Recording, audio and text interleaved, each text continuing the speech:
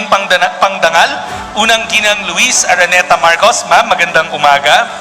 Mga opisyales at kawani ng DSWD, ang ating magigiting na mga angels in red vest, at higit sa lahat sa mga minamahal nating seniors na benepisyaryo ng social pension na narito ngayon. Magandang umaga, mga lolo at lola natin.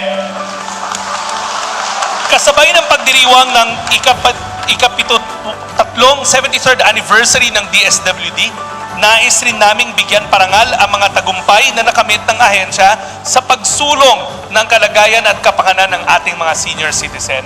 Sa mga lolo at lola, kung hindi nyo ho natatanong, bago ho ako naging kalihim, naging mayor ho ako ng Karatig na lungsod sa Valenzuela City. At nung 9 years ko sa City Hall, doon ko ho nakita ang kwento ng sakripisyo ng ating mga lolo at lola. Alam ko na marami sa inyo, bagamat na may edad na ho, patuloy na tumutulong na maglagay ng pagkain sa hapag. Patuloy na nagtatrabaho para matustusan ang pangangailangan ng mga pamilya, at higit sa lahat, alam ko na marami sa inyo, kayo pa rin ang nagpapalaki ng mga inyong mga apo dahil busy sa trabaho ang inyong mga anak. Yan ang mga kwento ng sakripisyo na gusto namin parangalan ngayong araw. Kung kaya't kasabay ng selebrasyon ng anibersaryo ng DSWD, isang maganda at mahalagang balita rin ang hatid natin sa ating mga lolo at lola. Dahil ngayong Pebrero, sisimulan na po natin ang implementasyon ng Republic Act 11916 o ang batas na nagpapataas ng social pension ng mga mahihirap nating senior citizen. Dahil dito, nais kong pasalamatan ng ating Pangulo Ferdinand R. Marcos Jr. dahil sa mabilis na pagpapatupad ng batas na ito na naglalaan ng 100% pagtaas ng buwanang pensyon ng ating mahihirap na senior citizen. Mula 500 pesos, ngayon ay naging 1,000 pesos na ang ating social pension. Ang batas na ito ay parangal sa mga sakripisyo, malasakit at pagmamahal ng walang sawang ipinagkakaloob ng ating mga lolo at lola. Makakaasa po kayo na sa bagong Pilipinas, prioridad natin ang ating mga senior citizen. Sa bagong Pilipinas, hindi kayo maiiwanan. Yan ang kabilin-bilinan ng ating mahal na Pangulo at ang ating unang ginang na kasama natin ngayong umaga.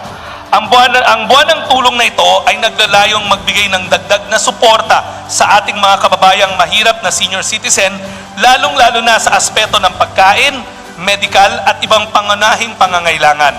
Kung kaya, ngayong araw na ito, nagsama-sama tayo para tunghayan ang ceremonial payout ng social pension na mas pinalaki sa ilan nating senior citizen sa pangunguna ng ating First Lady, Luis Araneta Marcos.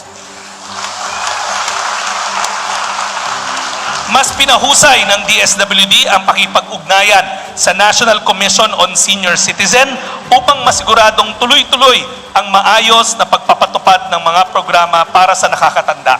Ang NCSC, ang bagong ahensya na itinatag ng ating pamahalaan na nakatutok o may mandato sa mga programa at kapakanan ng mga nakakatanda sa ating lipunan. Sa katunayan, itong 1,000 kada buwan ay pauna pa lamang. Marami pang programang inilalatag at iniisip ang ating Pangulo at unang ginang upang mapakita pa ang husto nilang pagmamahal para sa ating mga lolo at lola. Dahil sa isang bagong Pilipinas, sama-sama tayo sa patuloy na pagtugon sa pangangailangan at pagbibigay halaga sa kapakanan ng bawat sektor, lalong-lalo na ng ating mga senior citizen. Maraming salamat po sa inyong lahat. Mga kasama, sa punto na to, mga kaibigan, ang unang ginang ng Republika ng Pilipinas, Luis Araneta Marcos.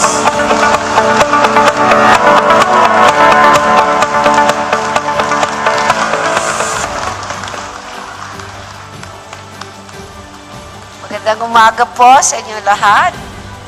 Secretary Rex Gatchalian, ibang distinguished officers dito, at of course sa mga lolo at lola na nandito ngayon.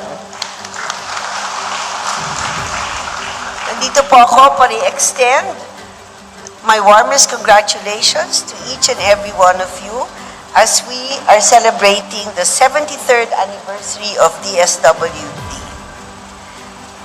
Bago po ako umalis ng bahay kanina, sabi po ng asawa ko, please say thank you to Secretary Rex and all the DSW officials for a job well done. Sabi po ng asawa ko, I should congratulate the angels in red vests. You are indeed the heart and soul of DSWD.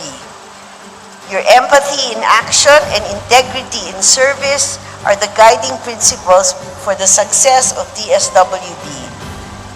The journey of DSWD, commemorated through the years, highlights the role it plays in the development and implementation of social protection and welfare. Itong araw na to is a celebration not just of the past and the present. It's a reflection of your tireless efforts and countless milestones that you have achieved to make our country better. So sa mga lolo at lola dyan, mga senior citizen, you are in good hands with DSWD. Congratulations once again to DSWD, and thank you for all the good things you do for our country. Congratulations again for all your remarkable achievements. Maraming salamat po. Sama-sama tayo babangon muli.